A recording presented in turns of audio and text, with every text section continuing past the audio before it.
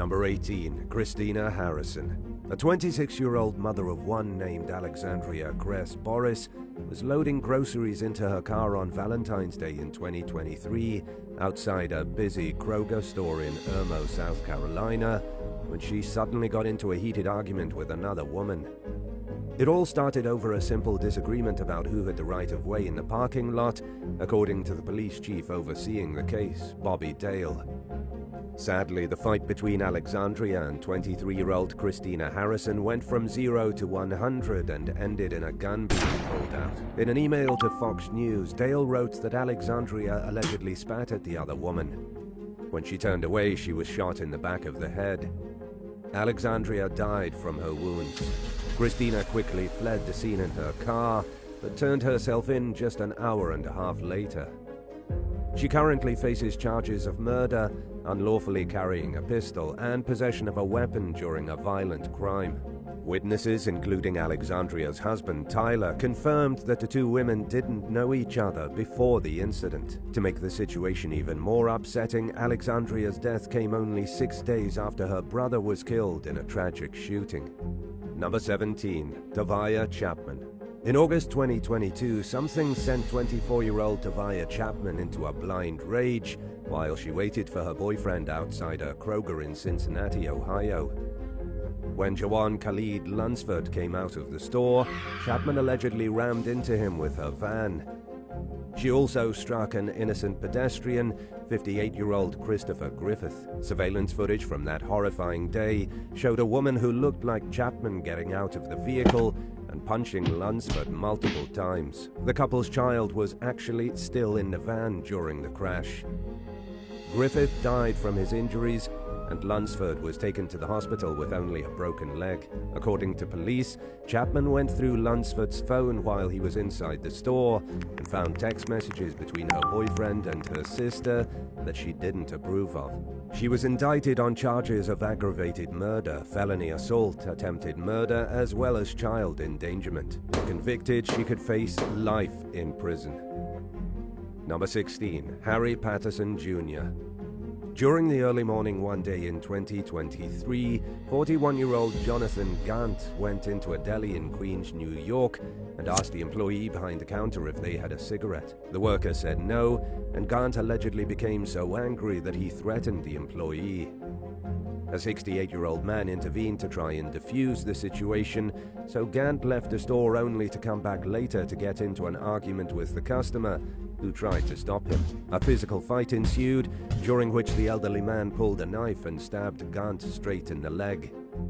The blade cut into an artery, causing Gant to fatally bleed out.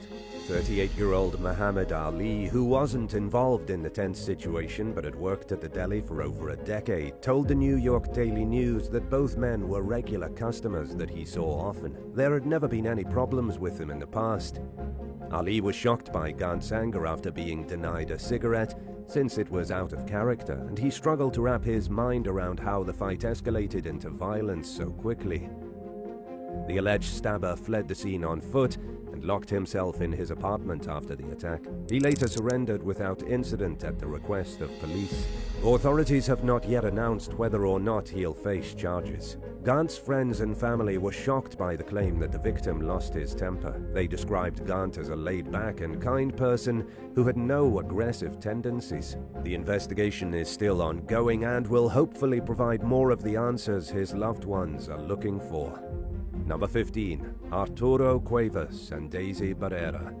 28-year-old Sunnyside, Queens resident Wilson Chabla Liagikota got caught up in an ongoing fight with his neighbors over a parking spot, which isn't that unusual in New York City. But the spat took a horrifying turn when Liagikota confronted 30-year-old Arturo Cuevas and 27-year-old Daisy Barrera one afternoon during March 2023. In a merciless act of violence that was all captured on camera, Cuevas and Barrera attacked Liagikota. Security footage of the encounter showed a woman repeatedly beating the victim with a bat, while a man stomped, kicked, and struck Liagikota with a weapon in his hand. A witness told police that she saw Cuevas stab the victim multiple times that day. The victim's girlfriend, Delia Chimbe, was also hit as the attack waged on. In the video, the suspects could be seen walking away while Jimbe held Liguacota's hand and called 911. According to the most recent update, the victim is still in the hospital with severe brain trauma while he continues to fight for his life. He recently underwent emergency brain surgery and is on a ventilator. Cuevas and Barrera were taken into custody at their apartment after a brief standoff with law enforcement officers. They were each charged with 1 count of attempted murder and 2 counts of assault and are now being held at Rikers without bond while they await the upcoming steps in their cases. A neighbor who asked to stay anonymous told the New York Daily News that Liguacota is a hard-working man who typically minds his own business and doesn't even know how to fight. She said that he had actually been physically attacked over a parking-related disagreement in the past, and someone had broken his nose during a previous fight. Number 14. Shannon Brandt. In 2022, during a fight over politics with a young man less than half his age, 41-year-old Shannon Brandt rammed into the victim with his truck. The disagreement broke out during the morning in the middle of the street in McHenry, North Dakota. After striking 18-year-old Kayla Ellingson, Brandt called 911 and confessed to what he'd done. He seemed very panicked during the phone call and expressed concerns that Ellingson may do something to him involving an extremist Republican group. Brandt said he overheard the young man making several phone calls and saying something similar to, "You're going to have to come here and handle him." Afraid that he was about to be attacked or worse, Brandt apparently handled the situation by getting into his car and stepping on the gas pedal.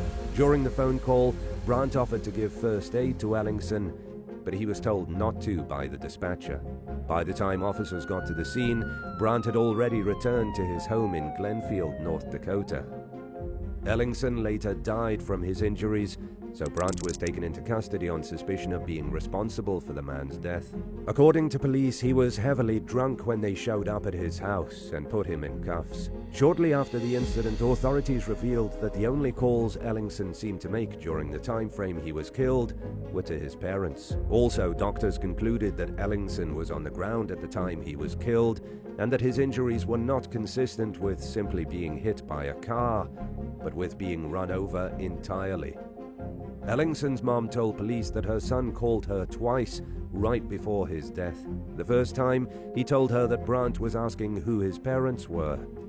A few minutes later, he called her again and asked if he should call for help from some friends. At that point, his mother decided to pick him up. On her way to get him, Ellingson called her a third time and mentioned something about someone coming after him. Then, the call suddenly dropped. Brandt was initially charged with murder, but in early 2023, the prosecutor reduced his charge down to manslaughter. No explanation has been offered as to why. Number 13. Family Dollar Fatality. A 43-year-old security guard named Calvin Munnerlin was simply doing his job by enforcing the COVID mask requirement at the Dollar General store he worked at in Flint, Michigan. He paid a terrible price for it in 2020 when he told a customer, 47-year-old Charmel Teague, that her daughter needed to wear a mask.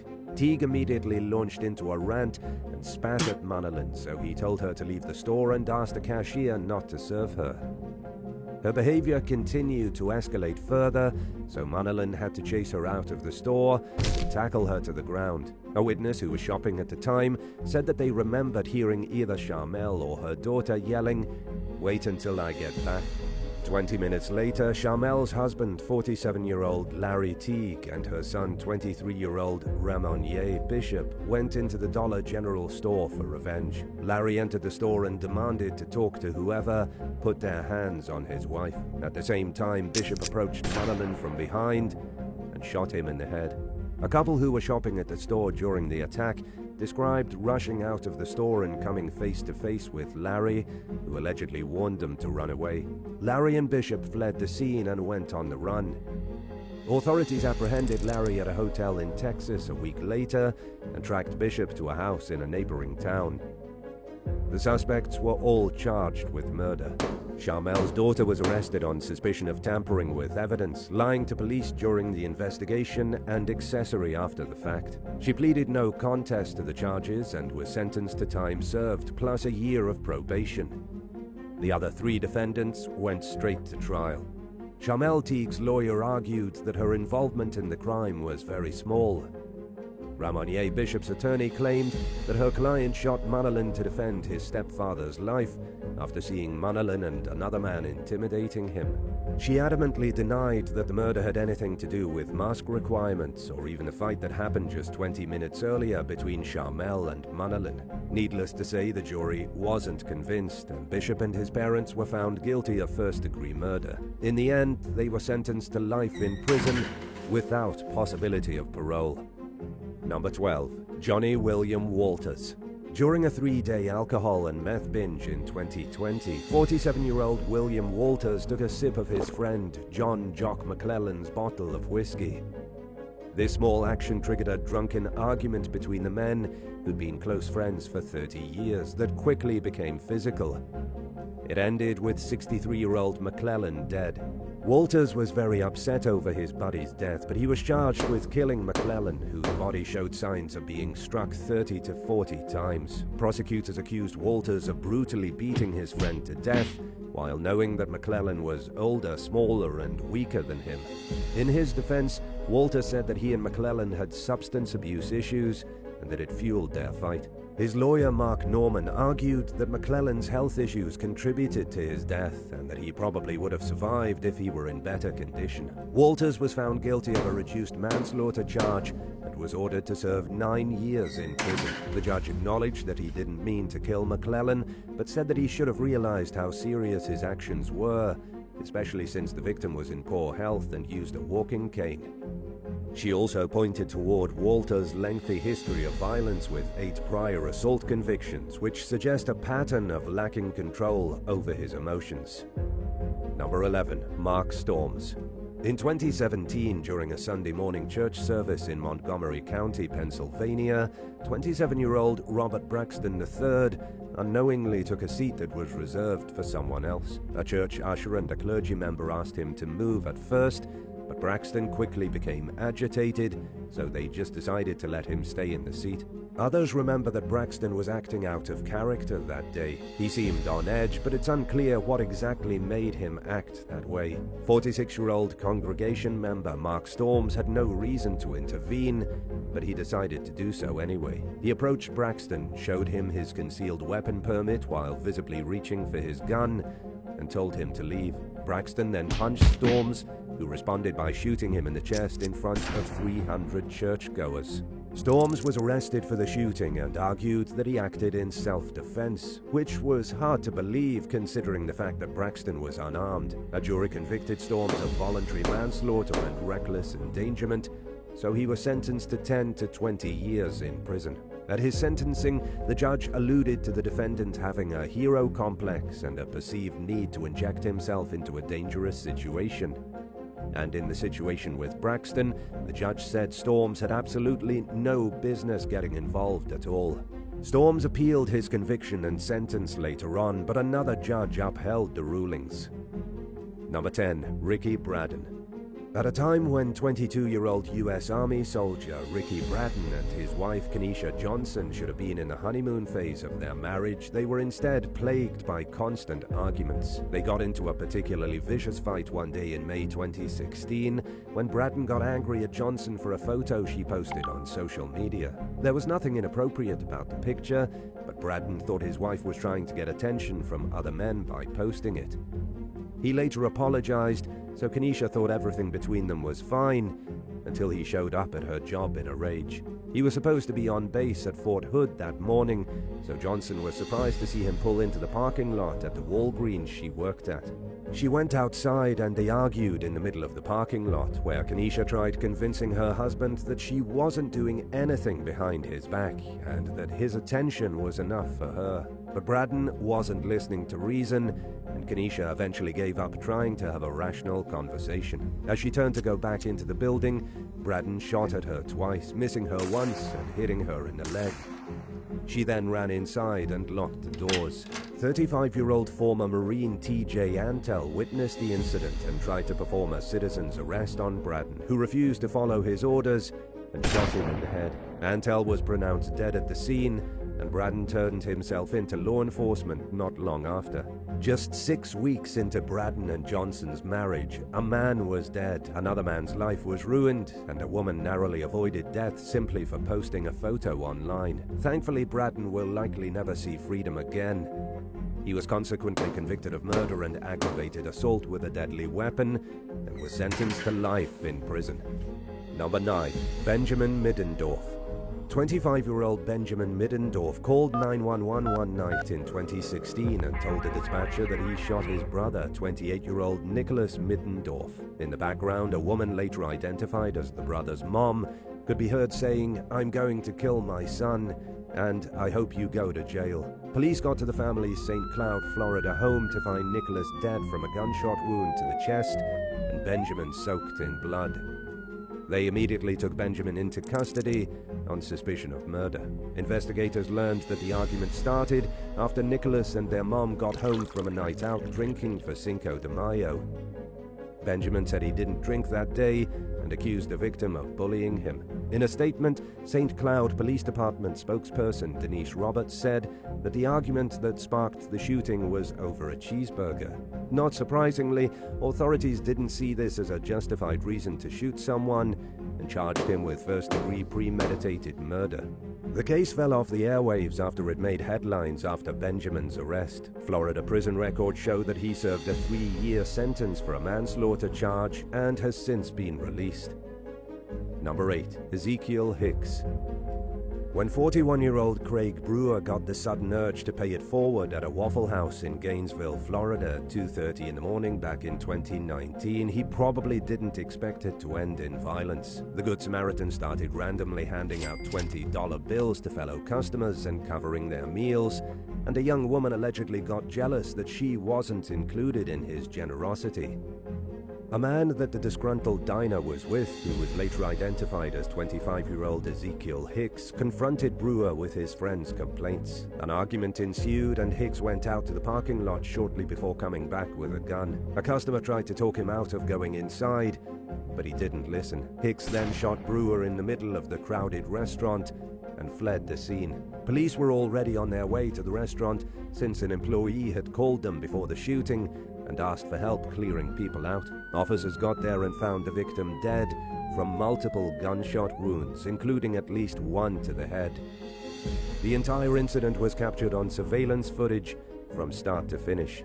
Authorities initially charged Hicks with first-degree murder, but he took a plea deal for a reduced manslaughter charge and one gun-related charge. He was sentenced to 25 years in prison. Number 7. Caitlin O'Donovan and Sarah Franks. In 2023, at 3 in the morning one day, a Florida man was standing on the balcony of his Clearwater home when two women appeared. 29-year-old Sarah Franks and 29-year-old Caitlin O'Donovan argued with the man and then chucked a bucket full of glitter towards him. Franks then climbed over the balcony and into the house, armed with even more glitter, and led O'Donovan into the home by opening the front door. The women allegedly covered the home with sparkles and then left, with Frank stopping to kick in a window on her way out. Police were notified of the incident and tracked the women down. They noticed that Frank's car was warm to the touch and even saw glitter inside. Authorities charged Franks and O'Donovan with felony burglary, and Franks caught a criminal mischief charge for kicking the victim's window. The suspects bonded out for $75,000, and the charges were eventually dropped. Franks told the Smoking Gun that she and O'Donovan were married and that they had both had a casual relationship with the glitter bomb victim. Their three-way fling was no longer happening when the glitter incident took place, but Franks didn't go into further detail about the situation or what inspired the glitter assault. Number 6. Luis Martin Pages. In 2020, 911 dispatchers in Miami, Florida, got a troubling call from a young man who said that he snapped and shot his mother. Officers responded to the Miami Beach home of 29-year-old Luis Martin Pages, who surrendered to their custody. In the house, they found 59-year-old Miriam Gonzalez dead. According to police documents, the shooting came after a series of petty arguments between the mother and son. Pages reportedly asked his mom if he could borrow her car to look for jobs, but she said no since it was Labor Day and she didn't think any businesses would be open. The suspect also accused Gonzalez of ripping a container of orange juice out of his hand and throwing it into the trash and refusing to let him use the remote control for their AC unit. He also claimed that Gonzalez threatened him with a knife. Unable to control his pent-up rage, Pages allegedly grabbed his gun and shot at his mother. He said he tried to turn the gun on himself but had no more bullets. Authorities later charged him with second-degree murder. The man reportedly had no prior history with law enforcement before the shooting. According to jail records, he's now being held without bond while his case is pending. Number 5. John Mark Barber.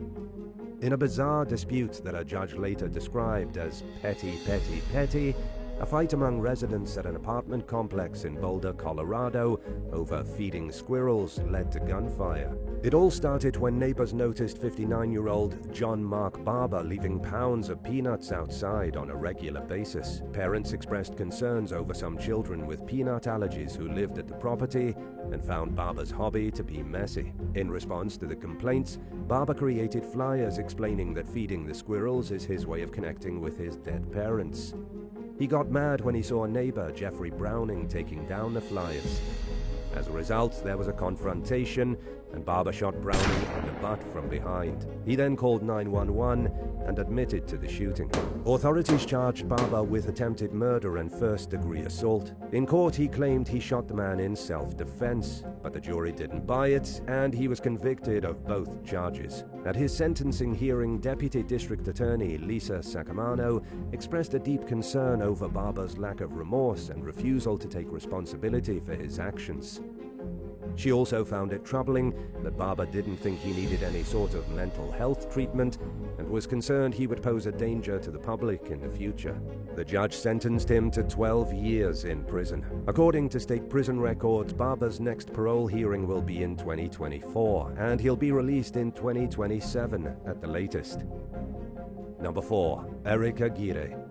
29-year-old Eric Aguirre met up with a date at a restaurant in Houston, Texas, during early 2023 and was told that he had to pay a $20 parking fee. The attendant at the lot said that as long as he came back outside with a receipt proving that he ate at the restaurant, he'd eventually get his money back. So Aguirre went to a nearby ATM for cash and paid $40 for himself and his date to park their two vehicles. They were about to sit down for dinner when an employee came up to Aguirre and told him that the person in the parking lot who had charged him to park was actually a scammer. Aguirre told his date he'd be right back after hearing this and went outside the restaurant. When he came back a few minutes later, he told his date that everything was fine and that he had simply scared the scammer away. But Aguirre seemed on edge, and he decided at the last minute that he and his date should eat dinner somewhere else. The woman was shocked to find out the next day that the fake parking lot attendant, Elliot Nix, had been fatally shot from behind while Aguirre went outside. Police had posted surveillance photographs of her and Aguirre online in hopes of receiving help identifying them. Wanting to make it crystal clear that she had no involvement whatsoever in the murder, the woman called the police herself and shared everything that she knew. Witnesses reported seeing Aguirre grabbing his gun from his car and chasing after the victim. They heard a gunshot, then saw Aguirre calmly walking back to his car, where he put his gun back and went back inside the restaurant. He was later charged with murder and could possibly face life in prison if convicted. Number 3. Trevor Gibbon. 45-year-old Allison Morrison was ambushed by her neighbor, 48-year-old Trevor Gibbon, while walking to work in London in 2015. Gibbon approached the woman with 2 knives and stabbed her in what seems to be a well-thought-out attack. Morrison clung to life just long enough to help identify her attacker. The murder came one morning after Morrison was granted an order of protection against Gibbon, marking what she hoped was the end of a petty rivalry that her obsessed neighbor couldn't let go of. The man also pleaded guilty to harassment the day before Morrison's death. The feud started after Morrison moved into the building with her husband and son in 2011. Gibbon and his partner, Maria Perret, began complaining immediately about Morrison's son supposedly making strange noises. Fearing for her family's safety, Morrison installed a security camera in her house. It wasn't long before she felt like she was being watched. Police tried to mediate between the two parties in hopes of helping them come to an understanding, but Gibbon and Perrette were unwilling to even try negotiating. According to complaints filed by Morrison, Gibbon banged pots and pans together during the morning, flashed his car lights towards her home, blocked her car in their shared driveway, and did more. On one occasion, he pulled his car up next to Morrison and her husband, who were also in their vehicle, and simply stared at them before driving away. Gibbon also allegedly followed Morrison's husband to his workplace. After being convicted of harassment and served with an order of protection, he reportedly threw a tantrum inside the courtroom. As the day wore on, his anger became unbearable. Gibbon fled the murder scene in his car. When police tracked him down, he stomped his feet and threw another fit about how he hadn't done anything wrong. In court, he tried to blame his actions on mental illness and claimed he had zero memory of the attack. He probably cried more when the jury refused to buy his lies and convicted him of murder. He was sentenced to 28 years in prison. Number 2. Nima Mameni. Cash App founder Bob Lee was discovered stabbed to death in San Francisco during April 2023. Through surveillance footage, authorities traced the murder to a 38-year-old IT consultant named Nima Mameni. They apprehended him after a 9-day manhunt and officially charged him with the murder. According to court documents, Lee was in town visiting from Miami. The day before the crime, he drank at a friend's apartment with some people, including Mameni's sister, Kazar Eliasnia. He eventually went back to his hotel room with a friend who overheard Lee talking on the phone with Mameni. The witness said that Mameni asked Lee if his sister had used drugs or done anything inappropriate during the night. Lee reassured him that nothing inappropriate happened. Eliasria is married to a prominent plastic surgeon. The nature of her relationship with Lee and whether her marriage was struggling at the time are unclear, but some speculate that the two had a romantic fling. The friend left shortly after midnight and Lee went to Eliasnia's home. Charging documents state that Lee and Mameni left together 80 minutes later in Mameni's car. The vehicle went in the opposite direction of the victim's hotel. Surveillance footage reportedly showed two individuals, believed to be Mameni and Lee, walking to a dark and secluded area. In the video, one of the people could be seen lunging toward the other with an object and then quickly leaving the scene while the other seemed injured. Lee clung to life long enough to call 911 and report the stabbing. By the time an officer got there, he was unresponsive and bleeding uncontrollably. He was rushed to the hospital where he died on the operating table with a stab wound to the heart. While searching through his phone, detectives found a text from Eliasnia expressing concern for Lee's well-being and acknowledging that her brother came way down hard on you during their talk the night before. She thanked Lee for handling the situation with class. A toxicology report showed that Lee had alcohol, cocaine, and ketamine in his system when he was killed. Mameni's defense attorney, Paula Canny, suggested that drug use may have played a role in whatever sort of altercation happened before Lee's death. The prosecution, on the other hand, argued that someone using drugs doesn't automatically give others a license to kill them. District Attorney Brooke Jenkins told the press that it's a common strategy for defense attorneys to shift blame to the victim. The case is still in its early stages and will probably take quite some time to work its way through the court system, so we'll have to be patient as it progresses. Number 1. Thomas Gilbert Jr. One afternoon in 2015, Thomas Gilbert Jr. showed up at his parents' Midtown Manhattan apartment. It was his first time seeing them in months. Thomas wanted to talk with his dad, Thomas Sr., alone and asked his mom, Shelley, to buy him a soda and some lunch. She offered to cook, but he insisted on her picking up food. Simply happy to see her son and hoping he'd work out his differences with his dad, Shelley left. But she was immediately overcome with a strange sense of dread. Things had been rocky between Thomas and his father, and while Shelley initially thought her son had come over to make peace, something seemed off. She was gone for no longer than a few minutes when she came home and found Thomas Sr. on the floor with a gunshot wound in his head. Thomas Jr. had already left the apartment by that point. The shooter left a gun in his father's hand in an attempt to make it look as though he had taken his own life. But Shelley already knew what had actually happened, and she told the 911 dispatcher she spoke with that her son shot her husband, stating that Thomas was nuts, but I didn't know he was this nuts. Thomas Gilbert Sr. was a successful hedge fund manager who had given his son an incredibly privileged life, which included a prestigious and paid-for education at Princeton University. But Thomas Jr. failed to hold steady employment after graduating college with an economics degree. His father hoped he would go into finance and take over the family business, but he only worked with him for a short period. Yet he stayed on the payroll, and he continued to live off his parents' achievements well into his adulthood. Thomas Jr. relied on his mother and father to pay his $2,400 rent, his vehicle payments, travel expenses, and exclusive gym and country club memberships on top of the $1,000 per week allowance they gave him.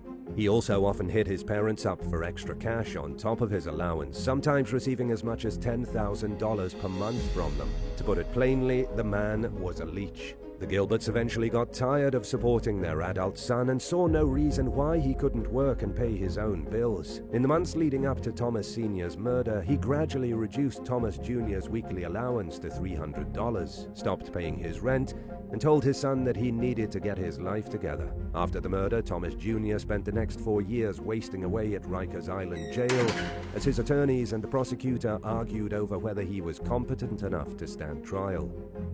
Prosecutors accused him of having an overinflated sense of entitlement and murdering his father in cold blood when Thomas Sr. told him that he had to be an adult.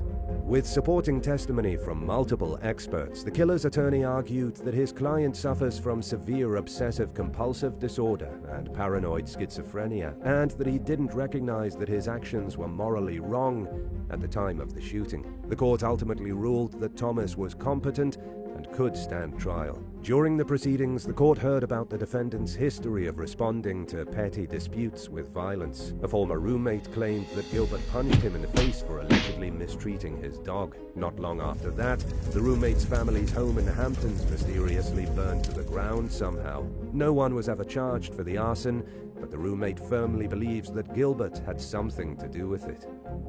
In deciding their verdict, the jury was asked to consider whether they thought the defendant was aware of the wrongfulness of his actions. Nobody disagreed that Thomas was severely mentally ill, but based on the fact that he sent his mom out to buy a sandwich and a Coke, something that he knew his parents wouldn't have lying around in their apartment, the jury decided that his actions were too deliberate for him to be unaware that what he was doing wasn't wrong.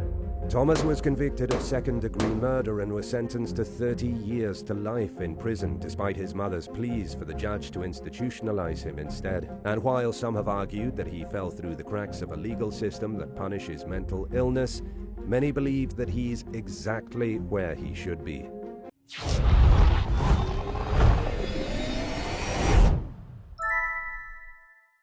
Number 7. Francisco Oropeza. 16 members of an extended family were gathered at the Cleveland, Texas home of Sonia Guzman and her husband Wilson Garcia when a neighbor began shooting a gun near the house one evening in April 2023. It's not an uncommon occurrence in Texas, but the gunfire was extremely close to the home, causing Garcia and his family to feel concerned for their safety. A family member went outside and politely asked the shooter, later identified as 38-year-old Francisco Oropeza, to move further away from the home. Oropeza refused, so Garcia and his family began calling the police.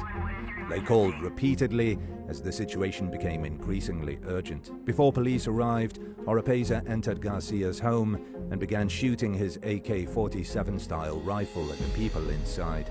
And at one point, Garcia was told by a 911 dispatcher that police were already at the scene, causing him to ask why the gunman was in his house, killing his family. In fact, Oropeza had enough time to kill 5 members of Garcia's family, including his wife Sonia, before fleeing the scene. Sonia's brother, Ramiro Guzman, said that he hid in a closet and repeatedly called 911. He also instructed a relative who wasn't in the home at the time to do the same. But now the family is left with questions about the confusing and slow police response. Oropeza was captured just a handful of miles away following a days-long manhunt thanks to a tip that was called in to the FBI. He faces 5 counts of murder and is currently being held on $5 million bail.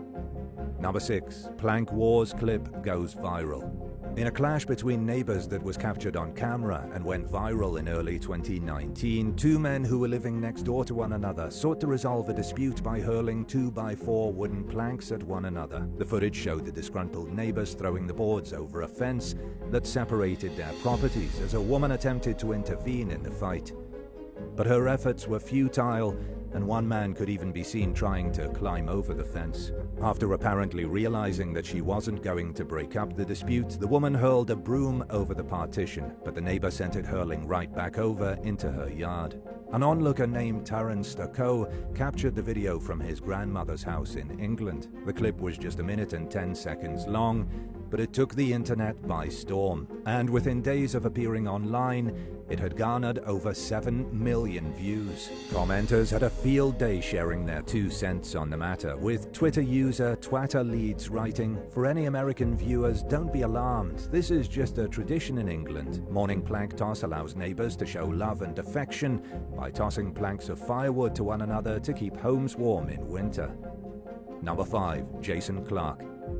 After living on his own for several years, Jason Clarke moved back into his childhood home in Dalraida, Alabama in 2009. At the time, he was in his 30s, but his aging mother needed his help with everyday tasks. Neighbors welcomed Jason back into the community with open arms, but he didn't reciprocate their warmth. In fact, he made people feel like prisoners in their own home.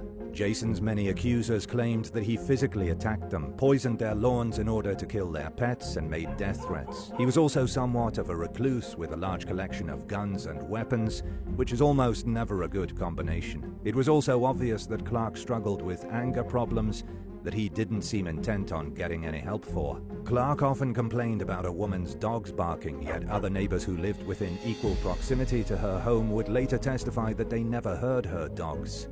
Clarke sued his neighbor Sarah Chandler and won, but it wasn't enough to satisfy his rage, and unfortunately, the harassing behavior only intensified. Clarke also allegedly tormented the neighborhood watch captain with inappropriate comments about his wife. He was also sometimes seen lurking in the bushes in a ghillie suit, which was meant to disguise him as foliage, and he positioned extremely bright lights on his property in a way that caused them to shine straight into other residents' windows. Neighbors became increasingly agitated as they repeatedly called the police, and yet nothing was done.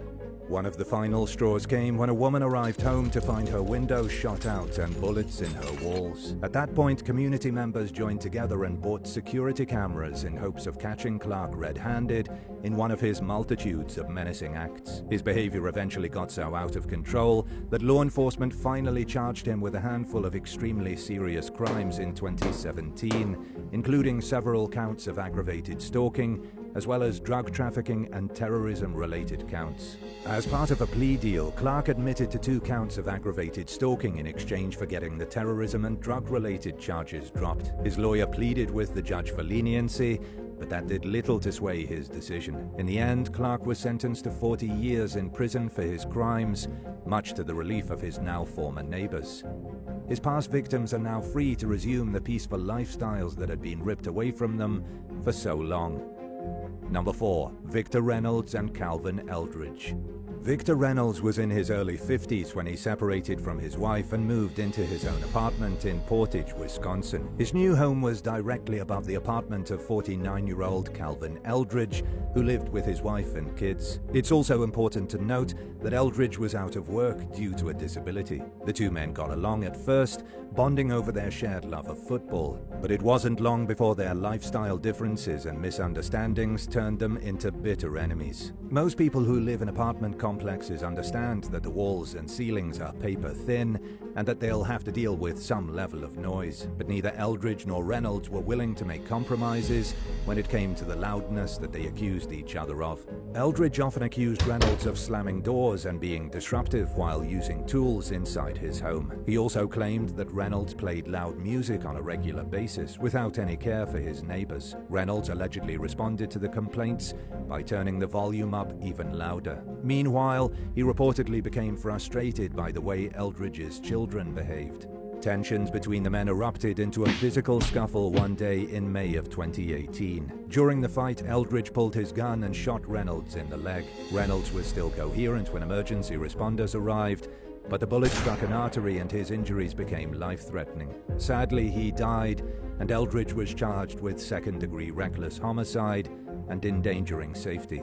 The defendant pleaded guilty to one felony count of recklessly endangering safety, along with a misdemeanor charge. The judge imposed a 9-month jail sentence along with 4 years of probation. For Reynolds' loved ones, it wasn't anywhere close to being a sufficiently harsh punishment, considering the circumstances. Reynolds' sister, Christine Dottle, told local station WKOW that Eldridge taunted Reynolds about his gun long before the fatal shooting, and that her brother didn't own a gun, while the prosecutor described Eldridge's behavior with his firearm as childish.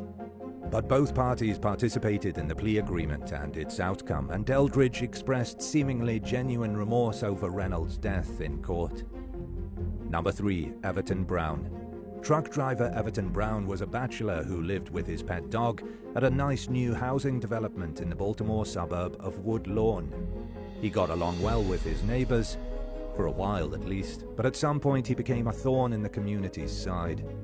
Over a 20-year period, multiple complaints were filed against him to the Homeowners Association, and people also sought help from the law. Between 2008 and 2021, at least 3 people obtained peace orders against Everton, which essentially meant that he faced heightened legal consequences if he inflicted menacing behavior against the individuals named in the orders. There was little else anyone could do to take action against a neighbor who, under the law, was simply being a menace. But many of the people who crossed paths with Everton knew that he was a mentally unstable, ticking time bomb. So sadly, it wasn't exactly a surprise when he fatally shot 3 of his neighbors in May of 2021. The 56-year-old's spree of violence began when he forced his way into the home of 41-year-old Ismail Quintanilla and his wife, 37-year-old Sarah Alicote. Everton killed the couple while their teenage son was left powerless to stop him, and unfortunately the young boy was left orphaned by the unprovoked gunfire. He then shot a 24-year-old Nepalese immigrant named Sagar Gamir and another victim as they were exiting their home. Unfortunately, Gamir died from his injuries, and before emergency responders could reach Everton's house, he blew it up with explosives, destroying the entire structure and everything inside.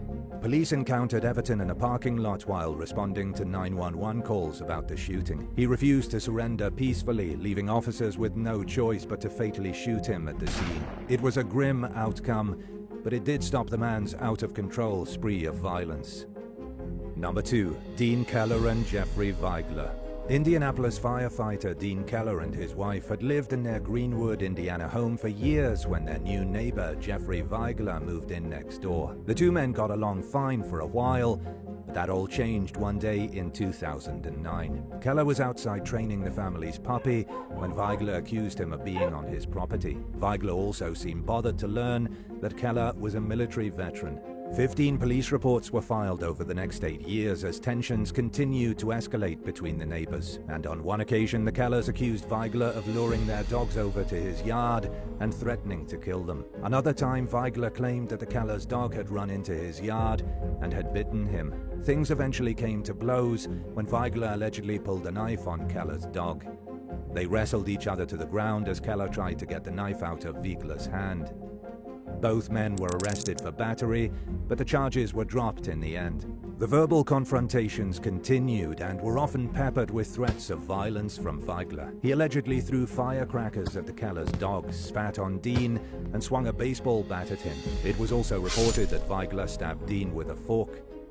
But the list goes on from there. So, concerned for his family's safety, Keller installed a security camera facing Weigler's property. The long-standing feud reached a boiling point in 2017 when the 2 men exchanged words from across the fence that separated their yards. Weigler pulled a gun, but before he could shoot, Keller pulled his own firearm out and fired 11 rounds. Jeff was badly injured and was rushed to the hospital in critical condition, but as if he wouldn't give his neighbor the satisfaction, he survived. Police determined that Keller acted in self-defense and arrested Weigler. He pled guilty to criminal recklessness and was sentenced to time served. The police were called one more time after that, but it appears as though the neighbors have finally learned to leave each other alone. And that's not surprising given the fact that one of them almost died the last time they let things get out of control. Number 1. Ronald Del Cerro. Guy and Monique Hansman were childhood sweethearts who eventually married and raised 4 children together in the coastal Florida city of Port St. Lucie. The couple worked hard to give their kids a good life, and by all outward measures, they were successful in doing so.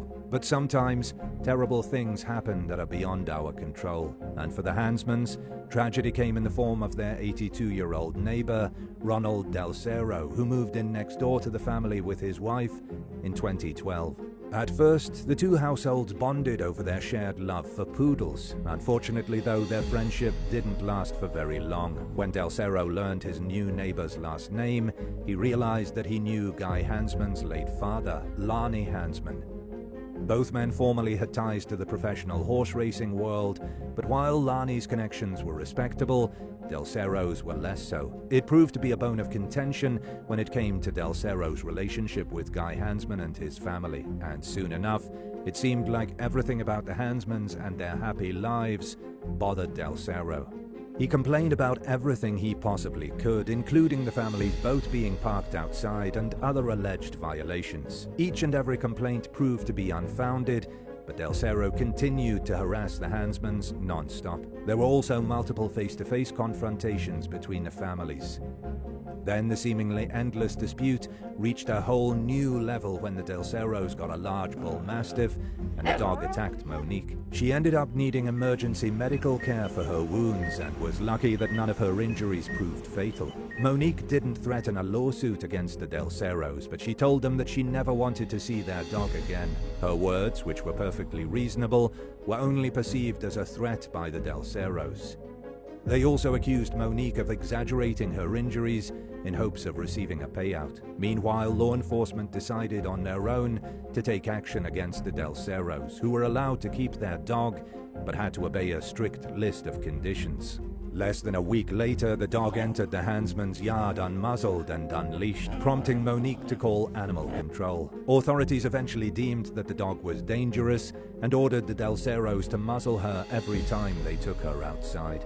The feud only escalated from there, and Ron Del Cerro became increasingly volatile. He finally snapped when he received a request from the Hansman's lawyer to pay Monique's medical bills for the injuries she sustained during the dog attack. No longer able to contain his rage, Del Cerro opened fire on Hansman's with 2 9mm pistols, firing 22 shots which killed 55-year-old Guy Hansman and his young daughter Harper. And after that, he got into a shootout with the police. But by the time law enforcement was able to get near Del Cerro, he was already dead from a self-inflicted gunshot wound, bringing the long-running tit-for-tat between neighbors to a senselessly tragic end.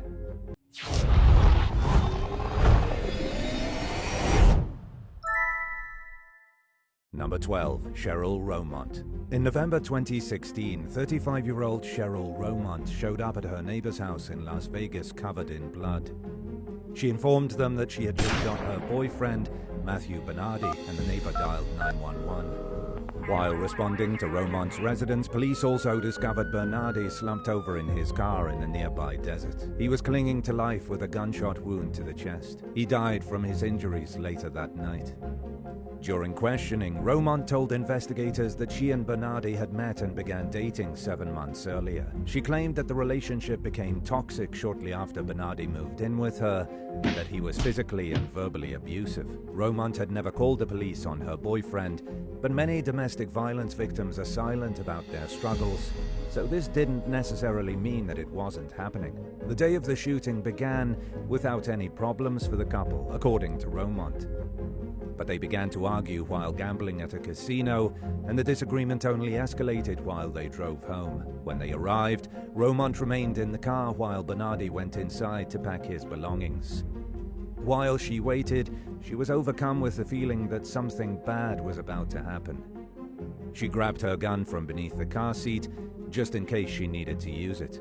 Romont claimed that Bernardi ran outside, threatened to kill her, and bashed her head into the vehicle's dashboard. And at some point they got into a struggle, and Romont felt obligated to defend herself with deadly force. She fully admitted to shooting Bernardi and stood by her claim that she acted in self-defense. The police saw it differently, and they charged her with murder. Romont's friends and neighbors were quick to back up her claims of abuse. Those who lived near her confirmed that they frequently overheard screaming and fighting, and some people went as far as saying that Romont was beaten daily. A neighbor said that even after shooting Bernardi, Romont rushed over in an effort to contact authorities as soon as possible, in hopes that emergency responders would be able to save his life. The court eventually concluded that Romont was telling the truth about the circumstances surrounding the shooting. Her murder charge was reduced to manslaughter, and it was eventually dropped. Romont was sentenced to 2 years of probation for a lesser charge and was ordered to undergo mental health and substance abuse evaluations. Number 11. Boyfriend's brutal ambush. A 38-year-old Hungarian woman who lived in Alicante, Spain, was walking home one evening in 2016 when her partner, a Ukrainian immigrant, attacked her out of nowhere. CCTV footage of the ambush showed the boyfriend lying in wait as the unsuspecting woman approached her residence. In the video, the man could be seen choking his girlfriend as she entered their apartment building's foyer. He threw the woman to the ground and repeatedly punched her in the head as she begged him to stop. The boyfriend paid no attention to his partner's anguished pleas as he grabbed her hair and dragged her face down up a staircase and into an elevator. It's unclear what happened after that, but it's probably safe to assume that the brutality continued behind closed doors. After beating the victim for 5 minutes, the man went outside to make sure nobody could see what was going on. He then re-entered the building and continued battering his girlfriend. While checking the footage for evidence of an ongoing theft problem in the building, security workers were horrified by what they saw. They turned the video of the attack over to police, who had not received a report from the woman and were unaware of the incident up until that point. As it turned out, she was afraid to press charges out of fear that her partner would only become more violent. After seeing the video, authorities charged the alleged attacker. Hopefully, the woman found safety and ended the abusive relationship. Number 10. Michael and Ellen Snyder. Michael Snyder was a simple man. He worked as a master mechanic in Albuquerque, New Mexico, and enjoyed outdoor activities and spending time with his family and friends. In 1994, he met Ellen DeBaca, a successful single mom who worked as a manager at his workplace. The pair eventually married, built their dream house, and had a daughter together.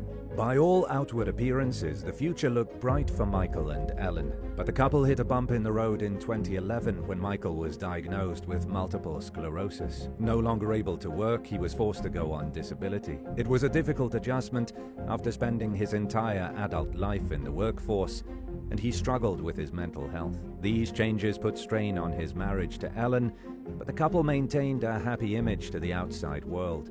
In early 2002, Ellen called Michael's family and said that he had left her. They were shocked since they didn't realize the two were having problems, and they were even more concerned when they tried to contact Michael and couldn't reach him. Ellen insisted that her husband was alive and well, and that he was simply choosing to abandon his life. His loved ones had a hard time believing it, especially because they didn't think Michael would ever willingly cut ties with his daughter.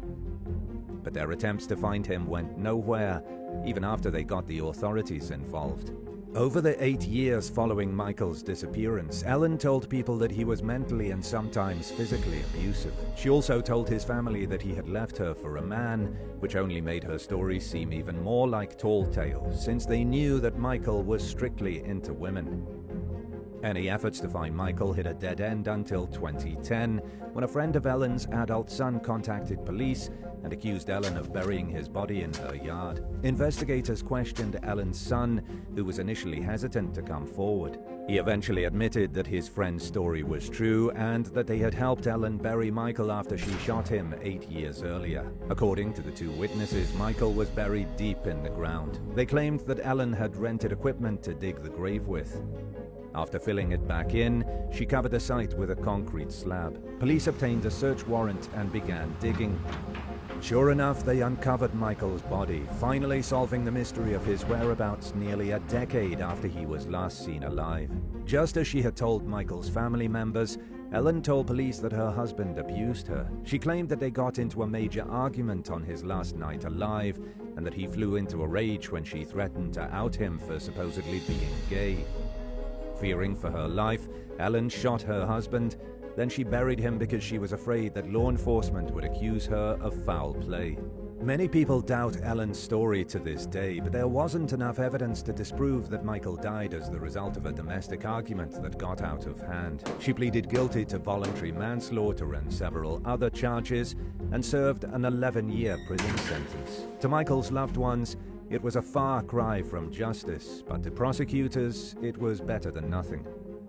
Number 9. Alex Kogut and Clayton Whitmore. When 18-year-old Alexandra Kogut left her hometown in upstate New York for college 2.5 hours away in 2012, she was determined to make her relationship with her boyfriend work long distance. Things seemed to be going well between her and 21-year-old Clayton Whitmore when he traveled to Alex's college to see her after her first month there. The visit initially went well. On the first day of Clayton's visit, the couple went out to dinner, hung out with friends, and then returned to Alex's dorm shortly after midnight. Just a few hours later, Alex's mother was overcome by a bad feeling. She listened to her gut and asked the campus police to go check on her daughter. The officer who responded to the call walked in on a complete bloodbath. It resembled a scene from a horror movie. Alex was laying face down on the floor and was unresponsive. Someone had beaten her to death, and Clayton was nowhere to be found. Campus police remembered Clayton from earlier that night. They had issued him an open container ticket and had noticed that he and Alex didn't seem to be getting along too well. A review of Alex's social media revealed a tweet from around that time stating that she should have known. Shortly after the young woman's body was found, both of Clayton's parents called law enforcement and reported that their son had confessed to doing something. Clayton then called the police himself and told them the same thing. During questioning, he explained that he and Alex had gotten into a rare argument that night because he felt like she was acting more bubbly toward other people than she was toward him. He felt disrespected, and the disagreement continued after they got back to Alex's dorm room. The fight escalated into cheating allegations, and at some point, Clayton lost control of his temper and beat his girlfriend to death using multiple objects, including his fists and a clothing iron. He also stabbed Alex with pens and pencils with such force that the tips broke off. While speaking with investigators, he described Alex's suffering as like watching an animal suffer. He claimed that he killed Alex to put her out of her misery. During his trial, Clayton's lawyer argued that his client acted during an episode of severe emotional disturbance stemming from trauma caused by childhood abuse. The prosecution painted the defendant out as a cold-blooded killer who acted with awareness and intent, and an ex-girlfriend of Clayton's testified to his abusive tendencies, begging the question of whether his relationship with Alex had seemed more picture-perfect than it actually was. Clayton Whitmore was convicted of the young woman's murder and received a sentence of 25 years to life in prison. Alex's family hopes that he never sees daylight outside prison walls again. Number 8. Chad Marrick and Regan Gibbs. 25-year-old Regan Gibbs's life was cut short in 2022 when she was murdered in her apartment in Lawrence, Kansas. She was cruelly robbed of her dreams to someday have a career helping the homeless and the mentally ill, and all the other things she wanted to do in life. Regan's husband, 27-year-old Chad Marrick, allegedly told police that God told him to kill his wife. He was charged with first-degree murder. Marrick has a history of domestic violence convictions, which he was repeatedly sentenced to probation for. For Regan's grieving family, her untimely demise highlights the dangers of domestic violence. Shortly after she was killed, they traveled to Lawrence to raise awareness about the warning signs of abuse in relationships. Regan's loved ones told the Lawrence Times that they noticed disturbing changes when she moved back to Kansas after living in Arizona for a short period. They said that Marrick pulled Regan away from her family through religious and spiritual manipulation. Marrick also allegedly isolated his wife from her family and friends. Regan's mother, Kristen Gibbs, said that she only met Marrick once, and even during that one meeting, his influence on Regan was evident. Eventually, the family only heard from Regan through occasional phone calls that she was required to make on speakerphone in front of her husband. Her loved ones were left feeling helpless as they tried to help free her from Marrick's constant oversight. In the wake of her daughter's death, Regan's mother urged the public to be relentless in their attempts to help when they suspect that someone is being abused by their partner. She also stressed the importance of learning about and studying the signs that may indicate someone is in a dangerous relationship. In June of 2022, Marek was found incompetent to stand trial. As of October, he was on a long waiting list for evaluation at a local mental hospital. The case appears to remain at a standstill while the court waits for staff at the hospital to address Marek's mental health. Number 7. Julie and Jason Harper. By the time Julie Harper decided to leave her husband Jason in 2012, their marriage was far beyond saving. The misery they lived in stood in stark contrast to their seemingly idyllic beginnings just a decade or so earlier, when they moved into their seaside home in Carlsbad, California, as newlyweds. 3 kids and countless arguments later, Julie decided that she had no more fight left in her. After consulting with a lawyer and filing for divorce, she began gathering the kids' passports and other documents. It's unclear whether she planned to leave the country or perhaps go somewhere else, but she was preparing for the next chapter either way. But a divorce wouldn't be necessary because tragedy struck just days after Julie filed. When the 39-year-old failed to show up at his school teaching job, his colleagues went to his house and found him dead from a gunshot wound to the chest. Julie and the kids were nowhere to be found. Less than a day later, Julie surrendered to police in the company of her lawyer. She was charged with first-degree murder, but insisted all along that she shot Jason in self-defense. Julie refused to speak to authorities, but she claimed during her trial that her husband was highly abusive and that it went on for years. She even had voice recordings and some other evidence to suggest that her claims were valid. The fight that led to the deadly shooting allegedly started when Jason began screaming at Julie because he thought she had hidden his laptop. Julie testified that the argument quickly became physical as she fought desperately to get away from her irate husband. She said that Jason was charging at her and threatening to kill her when she made the fateful decision to retrieve the gun she had been keeping under her pillow for a year, just in case. According to her testimony, she didn't mean to shoot Jason. The gun accidentally discharged, and a bullet just happened to pierce his chest. Meanwhile, the prosecution depicted Julie as a heartless killer who shot Jason in cold blood, denying any claims that he even hit her or that the shooting was an accident. Julie was acquitted of first-degree murder at her first trial, but the jury became hopelessly deadlocked while trying to decide if she was guilty of second-degree murder. A second jury convicted Julie of second-degree murder, and she was sentenced to 40 years to life in prison. She continues to maintain her innocence from behind bars, but it doesn't appear likely that she'll convince a court that she was wrongly convicted. Number 6. Courtney Clenny and Christian Obumseli. Known to her OnlyFans followers as Courtney Taylor, 25-year-old Courtney Clenny was a successful model, raking in huge amounts of dough from her 2 million subscribers. She lived in a luxury high-rise in Miami with her boyfriend Christian Obumseli, and from the outside looking in, life seemed better than ever for the couple. But things aren't always as they seem. Police, neighbors, and close friends of Clenny and Obumseli knew that their relationship was unstable. Law enforcement had made numerous visits to the couple's home in response to domestic disputes, and it was allegedly nothing new for neighbors to overhear the pair fighting. According to some people who knew the couple, Courtney was short-tempered and had violent tendencies. But the aggression appeared to be a two-way street.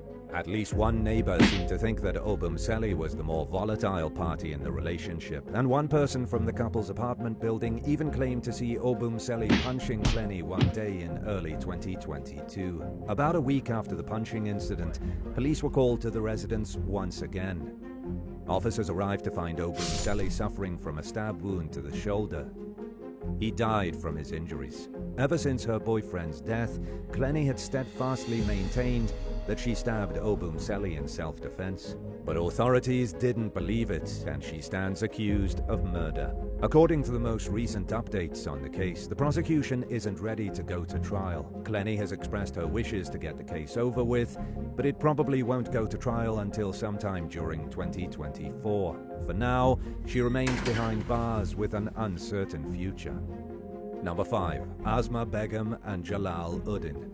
31-year-old mother of three Asma Begum's life came to an unexpected end in early 2019 when her husband, 47-year-old Jalal Uddin, stabbed her to death in their East London home. When police arrived after receiving a call from concerned relatives, they found Asma's lifeless body in the kitchen with multiple stab wounds to her head and neck.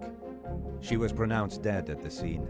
Uddin turned himself into the local police station hours later and was charged with murder. At his trial, prosecutors revealed that Asma had previously told police that he was violent toward her. The court sentenced Uddin to life in prison with a minimum of 19 years. Following the sentencing, Detective Inspector Brett Hagen described Asma as a dedicated mother who was relying on government benefits to raise her children and doing her best given her circumstances. He described Uddin as a gambling addict who squandered what little money the family had on his vices.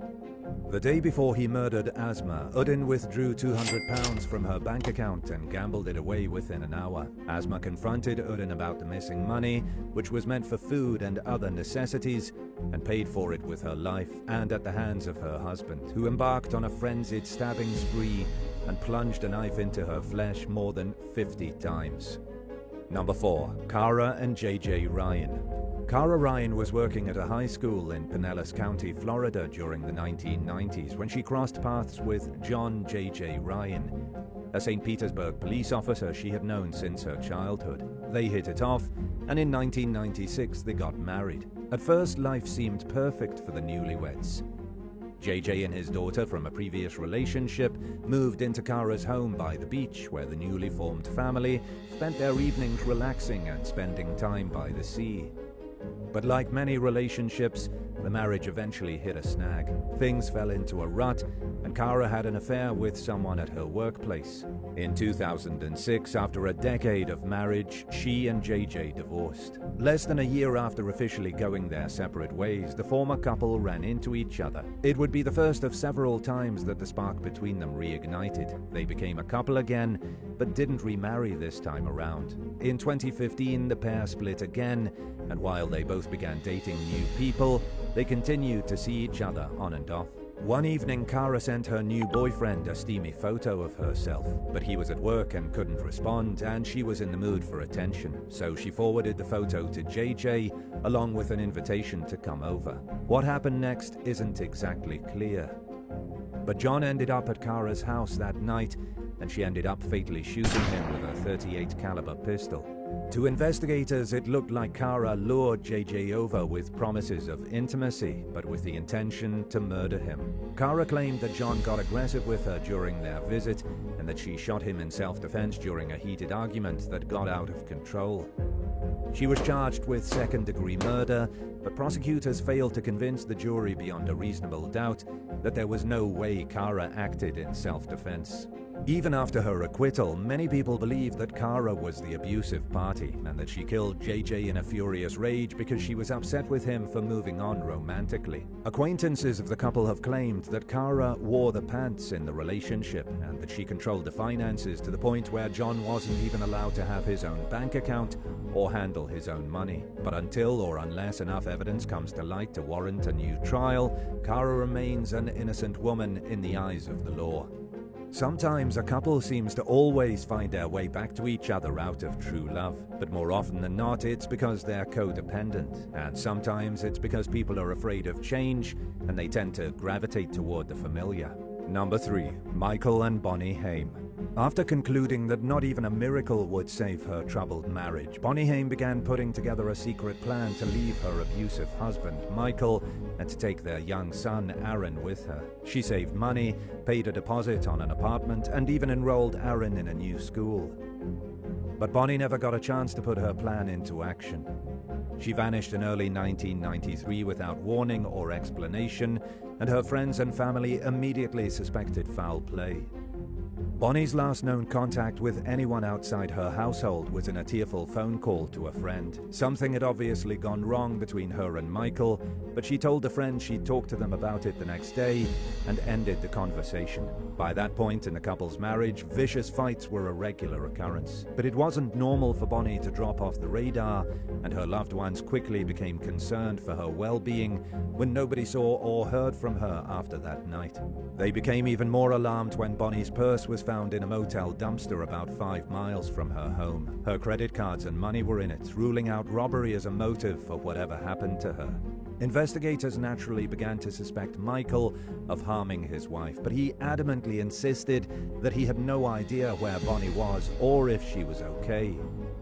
When detectives got nowhere in their attempts to question him, they returned to the area where Bonnie's purse had been found in search of more clues. They found her car abandoned outside the Jacksonville airport. There was still no sign of Bonnie, but the car provided a telling clue. The driver's seat was pushed way too far back for Bonnie to reach the gas pedals. The last person to drive it was much taller than her. Investigators found Michael's shoe print in the car, but it's not unreasonable to expect that since they were married, so it was hard to tell whether it meant anything significant. With all leads exhausted, law enforcement decided that it was time to question Bonnie and Michael's son, something they had avoided doing up until that point. During an interview with a child psychologist, Aaron claimed that he had seen his father hurting his mom on the night Bonnie was last seen alive. It sounded like Michael had lost his temper and killed Bonnie during a domestic argument, but Aaron was young and it's easy to challenge a child's credibility in court. Without evidence to back up his claims, the case continued to go nowhere. Answers finally came in 2014, when Aaron was 24 years old. He had taken ownership of his father's house and decided to remodel the backyard. While digging up an old swimming pool, he discovered a concrete slab. He cracked it open and continued to dig until he came across a plastic bag. When he pulled it out of the ground, Aaron realized that it contained human bones. He knew right then and there that his mother had finally been found. 5 years later, and 26 years after Bonnie's disappearance, Michael Haim finally went on trial for murder. He was found guilty and sentenced to life in prison. Number 2. Sarah Jean Hartsfield. Anyone who's been married 5 times has most likely experienced their fair share of turmoil at home. Sarah Jean Hartsfield is no exception, and while some of her former husbands and partners have nothing nice to say about her, others didn't survive to tell their side of the story. Hartsfield married her first husband, high school sweetheart Titus Nornschild, during the early 90s. Nornschild later told reporters that he quickly discovered that there were 2 sides to Sarah: the charming and likable woman he initially fell for, and the highly controlling person she became in the months after they exchanged vows. Their newlywed bliss quickly gave way to constant fighting, and Sarah's cheating proved to be the final straw. The pair divorced in 1995, and Nornschild would later say that he considered himself lucky to be alive. In what may have been the most uneventful relationship of her adult life, Sarah went on to marry her first husband's best friend, Michael Traxler. Their marriage was extremely short-lived, and Traxler has said very little about their time together.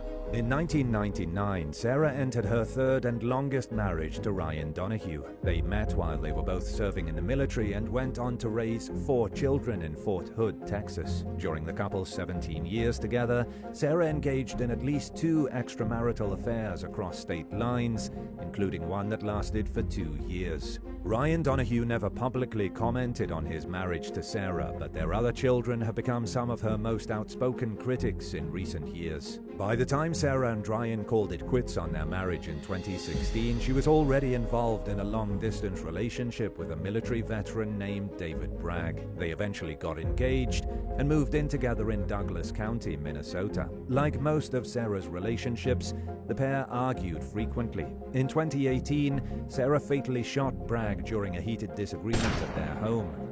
She claimed that she acted in self-defense, and no criminal charges were brought against her. In keeping with her typical ways, Sarah wasted no time moving on, and 6 months after Bragg's death, along came husband number 4, David George. He would later admit that Sarah pressured him to try killing the wife of ex-husband number 3, Ryan Donahue. Thankfully, it never happened. Sarah met and married her 5th husband, Joseph Hartsfield in early 2022. Less than a year later, Joseph died of a suspected insulin overdose. Authorities charged Sarah with murder, and she remains behind bars while awaiting trial in the case. Now that her past has drawn national attention, law enforcement is revisiting the shooting of David Bragg in Minnesota. No criminal charges have been pressed in the case, but investigators are now doubtful that Bragg's death was accidental. Sarah has denied pretty much every criminal suspicion or allegation that has ever been put against her, and the present is no different. But not many people seem to be convinced. Even her two oldest children and several other family members believe that she's perfectly capable of murder, and that she may have committed more crimes than anyone knows about. Number 1. Stephanie Keller and Andy Kimbrell.